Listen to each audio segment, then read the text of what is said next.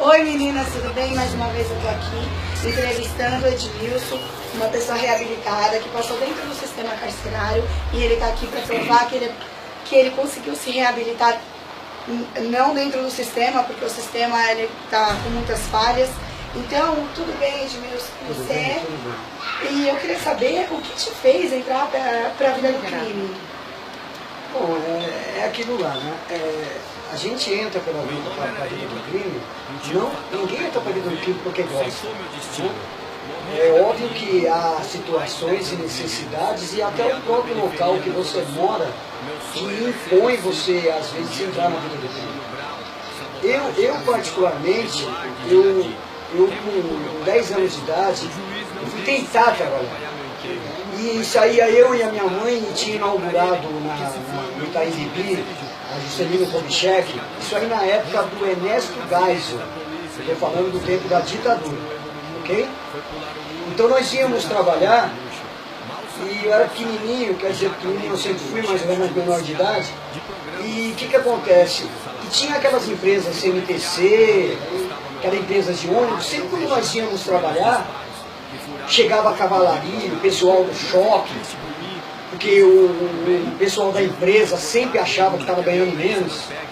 Então, quem que levava as borrachadas e as pauladas? Era eu, minha mãe e toda a população do Capão Redondo, porque eu nasci no Capão Redondo, e toda a população do Capão Redondo tomava aquelas borrachadas ali no centro do Capão Redondo, e os ônibus eram quebrados, então eu não tinha condições de trabalhar.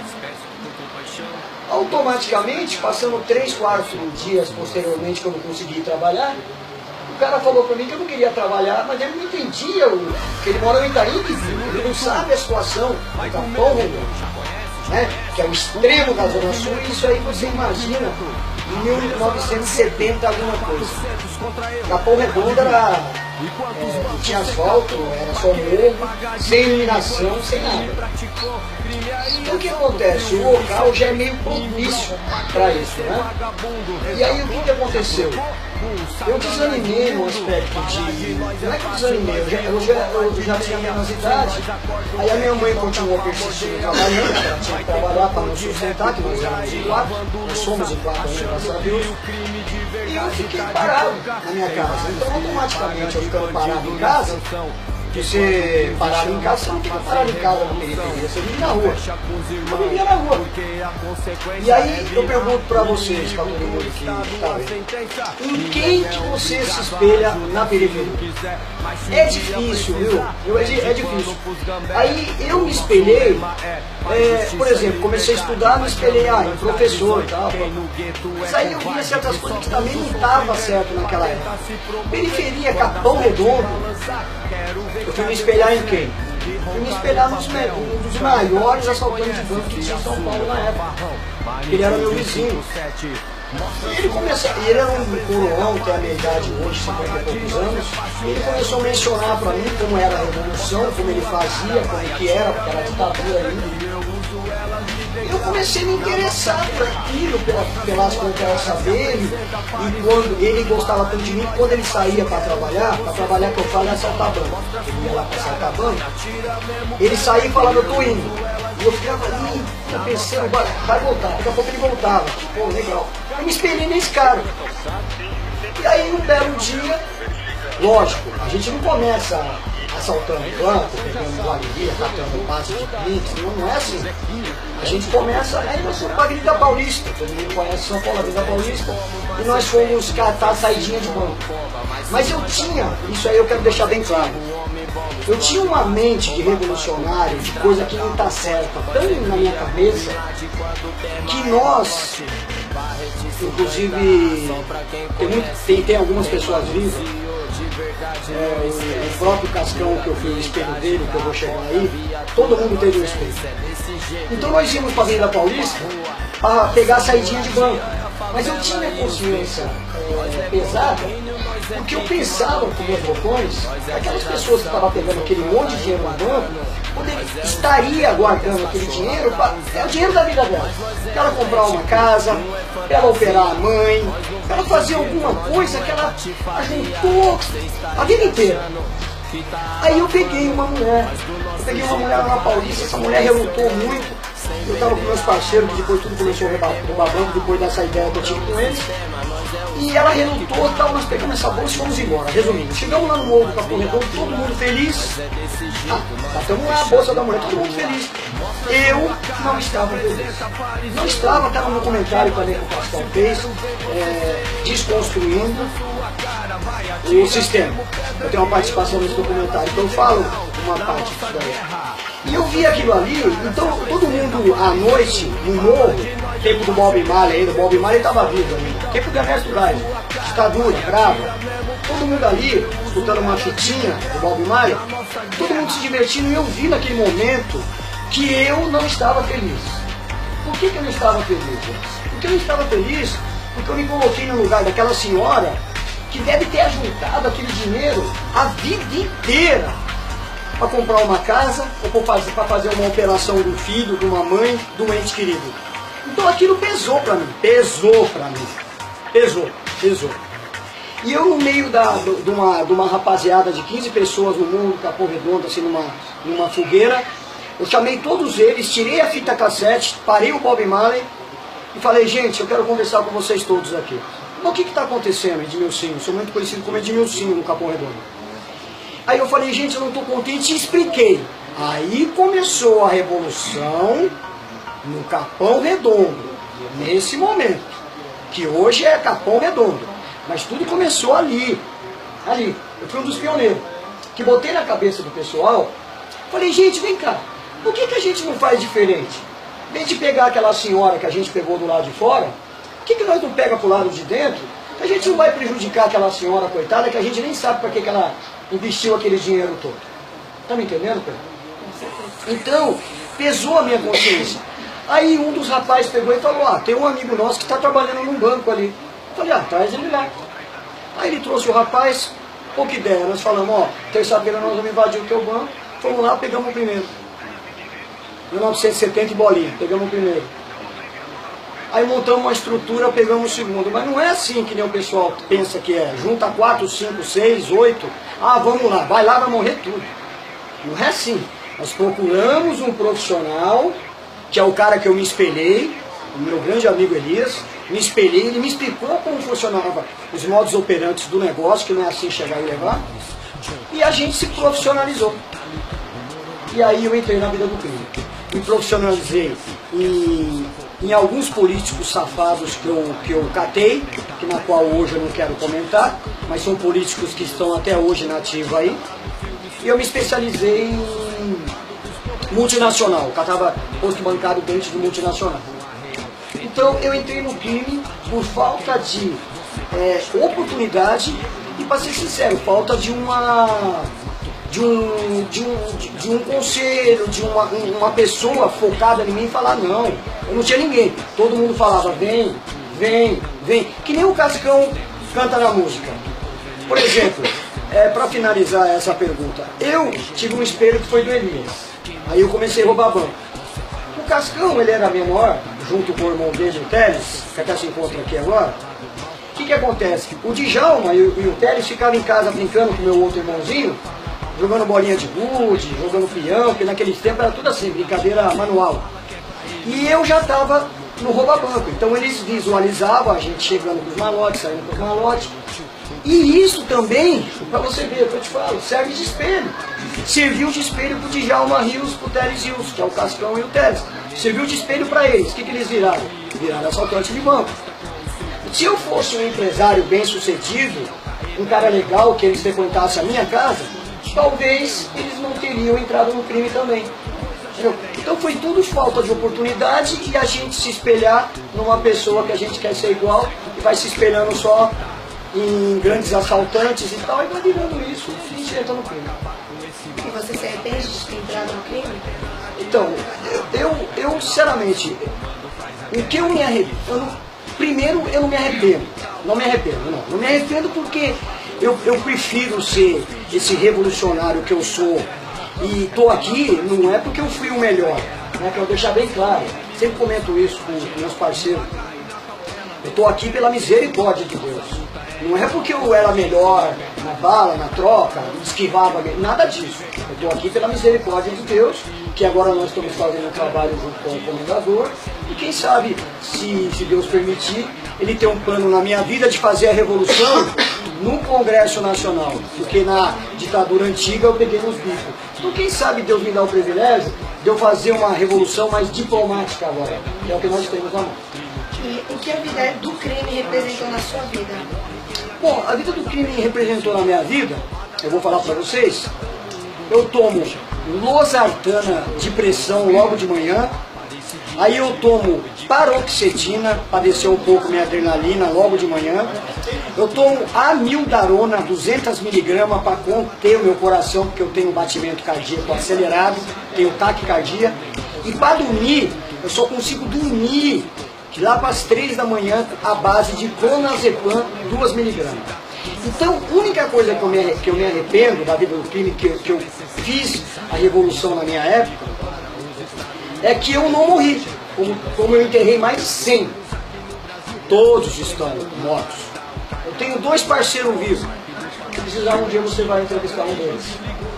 E uma pessoa que conhece toda a minha caminhada, uma pessoa conhecida nacionalmente, que é o Djalma Reus, dono do Castão. É o irmão dele, o Teles, o comendador que nós estamos também conhecendo na vida. Então foi isso. O que ficou de ruim para mim são todos esses problemas de saúde que eu tenho, que me deu. E todo o sofrimento que eu causei para minha família. Para minha mãe, para minha irmã, me visitando nas penitenciárias, nas FEBEM, desde 1977, FEBEM, depois Carandiru, penitenciária do Estado, rebelião, aquelas coisas, minha mãezinha lá fora. Isso eu me arrependo. Eu nem escuto aquelas músicas que falam de mãe, de cadeia, porque eu sou muito emotivo, a vida me fez assim, cada um sorte o seu sentimento de uma forma, e eu sou sentimento à flor da pele. Eu escuto uma música daquela, eu me sinto meio com a consciência pesada de eu ter feito tanto a minha mãe sofrer. E na minha época, eu não sei, eu acho que era um pouquinho pior que agora, eu não estou muito por dentro como está agora. Na minha época, acho que depois a gente vai conversar sobre esse assunto. Mas o que eu me arrependo é isso, só isso. Cadeia, o que é pra você? Cadeia é outro mundo, cadeia é outro mundo, né? Cadeia é outro mundo, cadeia é outro mundo. A minha matrícula é 50 mil, 50 e poucos mil, então aí você já vê que eu sou bem da velha. Então cadeia no meu tempo era assim, um por um e um por um.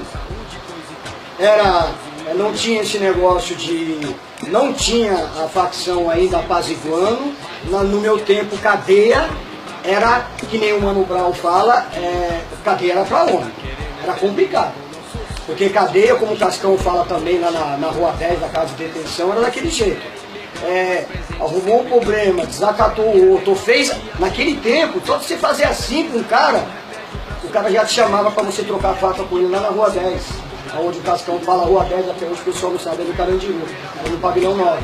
Então cadeia é outro mundo. Cadeia, sofrimento, tudo sinônimo.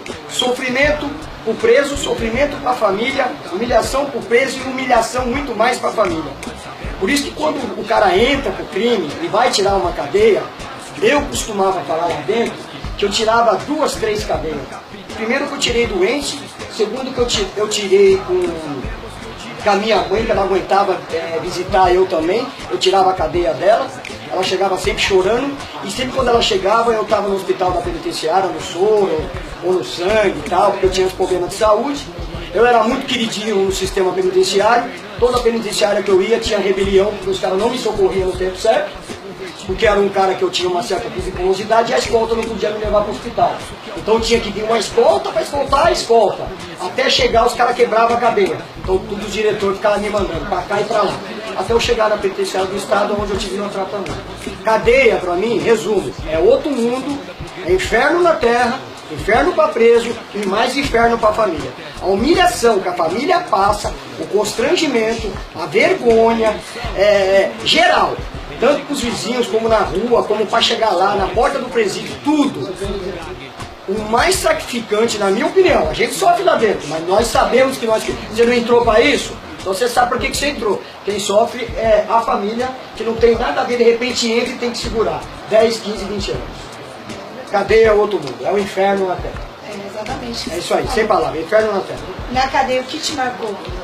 O que me marcou na cadeia, por exemplo, foi um dia que eu vi, em primeira instância assim, um parceiro meu foi o único que fugiu do pavilhão 9 da detenção, que colocamos lá um 38 para ele. O Cascão sabe dessa história também de Djalma. Um parceiro meu, ele pulou o pavilhão 9 e eu bem dizer, vi ele morrer, mas eu não pude fazer nada. Porque ele caiu do lado de fora, já caiu, morrendo, os caras já pegando ele.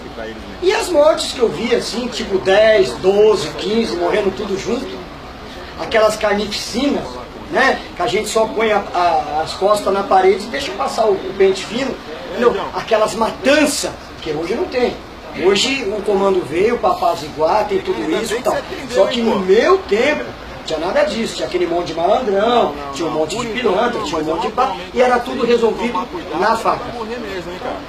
Cadeia pra mim, e o que me deixou pra mim. E o que você acha do sistema opressor? Bom, o sistema opressor, na maneira geral, como a própria palavra fala, opressor. Nós somos pressionados em todos os segmentos, né? Na rua, no presídio, no açougue, na padaria, porque o sistema opressor, já disse tudo é do jeito que eles fazem. Então é isso que nós estamos tentando modificar. É o sistema que eles montam. E isso, sabe o que acontece com o sistema opressor? Isso está passando para os comerciantes, para os empresários. Você pode reparar que todo segmento, infelizmente, eu não sei se é todo, eu não vou generalizar, mas quase todo segmento tem uma picaretagem.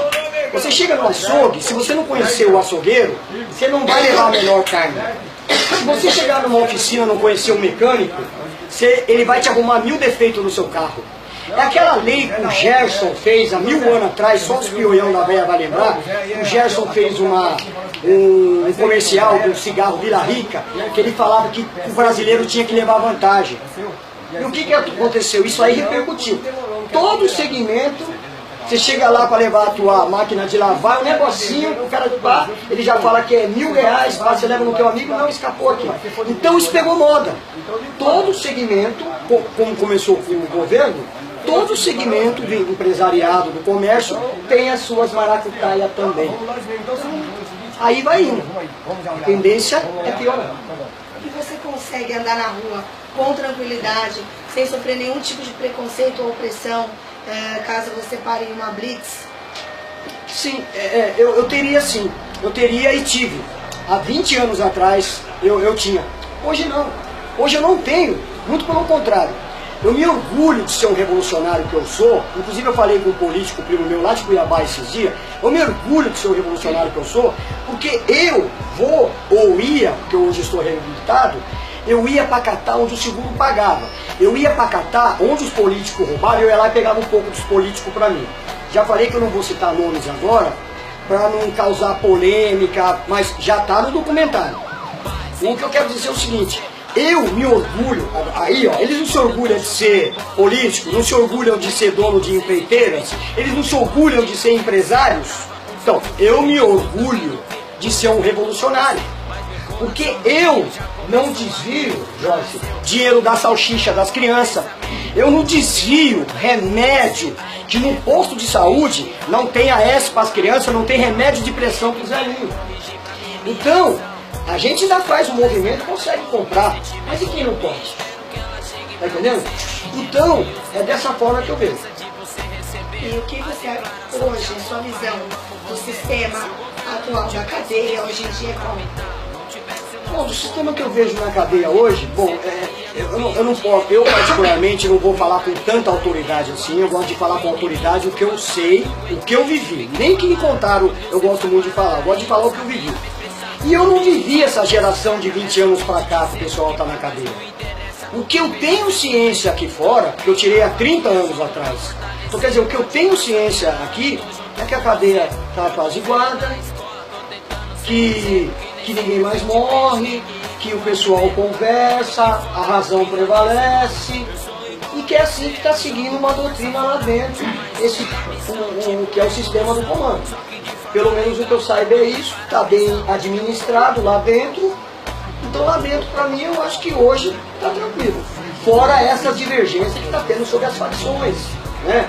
Que eu não vou entrar no mérito da questão também, né? De me envolver de facção com facção, não vou me envolver porque eu não estou por dentro da situação. Eu gosto, como eu falei, pode falar com autoridade. Não vou me envolver, porque estou sabendo que tá light lá dentro. Para mim tá light, para quem tirou o Carandiru penitenciário do estado, um monte de pá, que não tinha comando, que morria 10, 12 todo dia. Então para mim eu vejo que lá dentro, pelo menos no aspecto de morrer, matar, ter briga, tal, seguro, tá light. Agora sobre alimentação, sobre comportamento, tá, eu já não posso falar nada. E você se considera um cara reabilitado? Eu me considero um cara reabilitado. E vou falar por quê. Óbvio. Você sabe o que me ajudou? Vamos lá. Acho que eu já vou falar em duas perguntas aí. Primeiro, o que me animou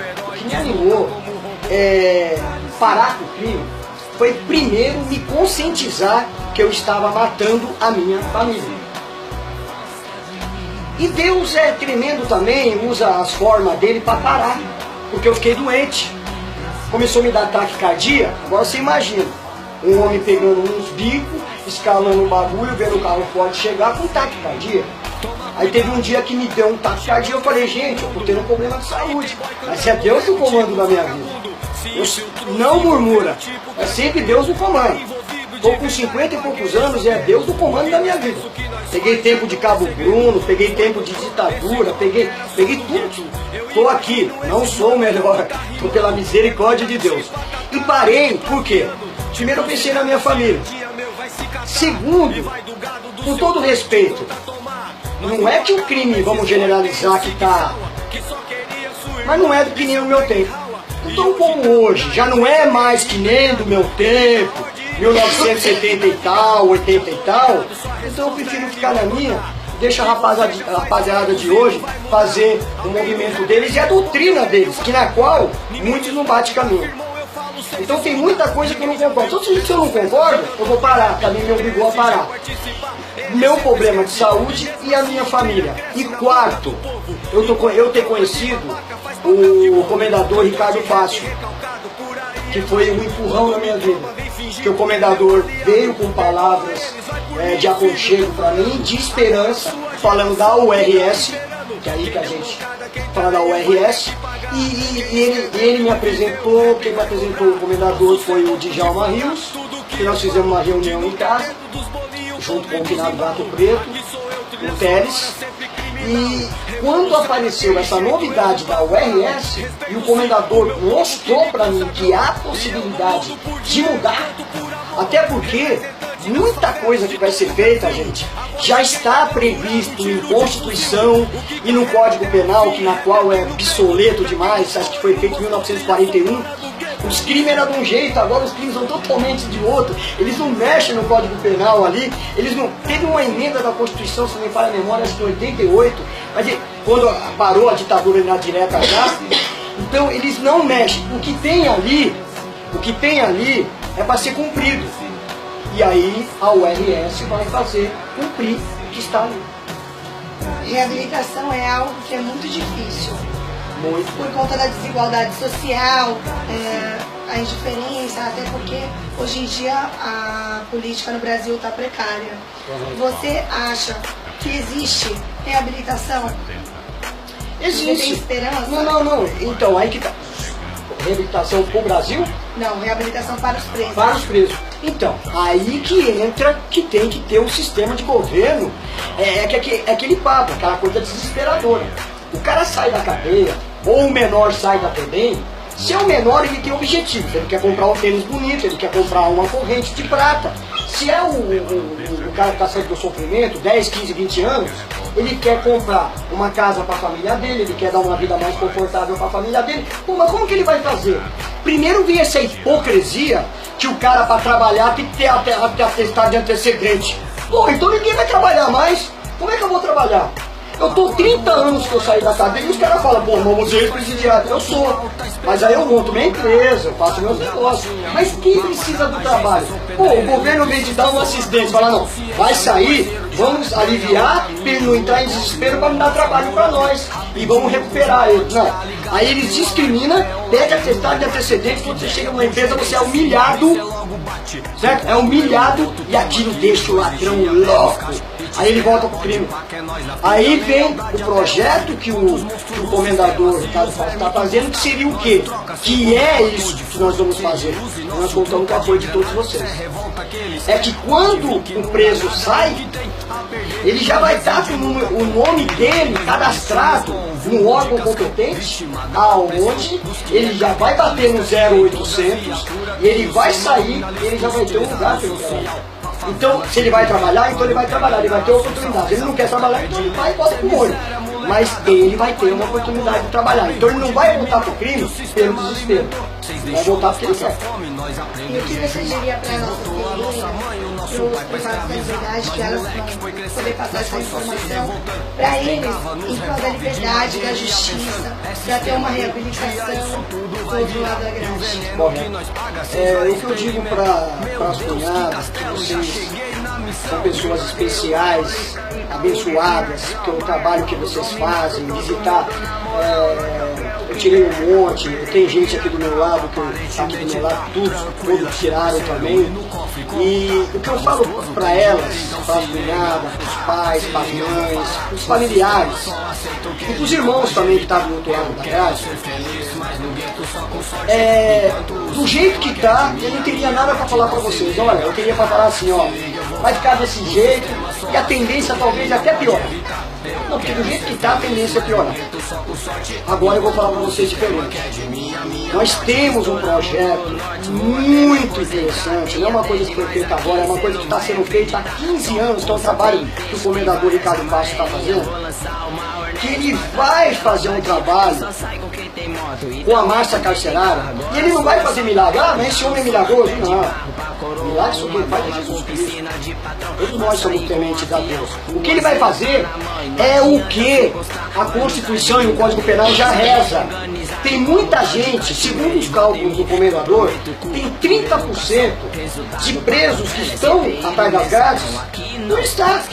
Mas isso já está legitimado, já está feito pela lei. Só estão passando o tempo porque não tem uma X correria.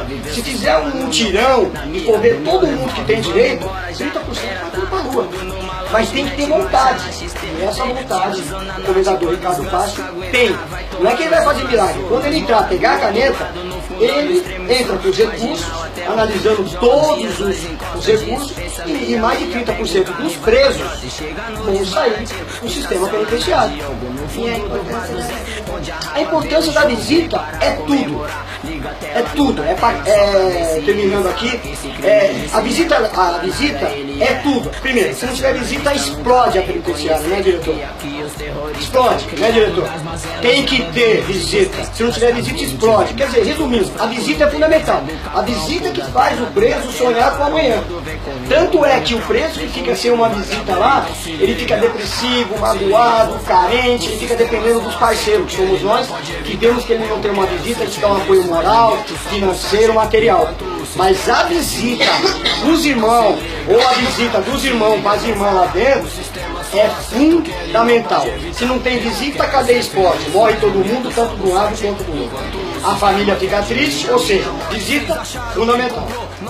Eu quero te agradecer por ter construído o seu tempo. Sei que vocês estão muito pressa, vocês estão atrás da URS, para fazer esse conhecimento. Eu agradeço muito por estar passando isso para todas as guerreiras. Tem muitas assistem, muitas me apoiam aí nessa caminhada. Eu que agradeço. Eu agradeço muito a você.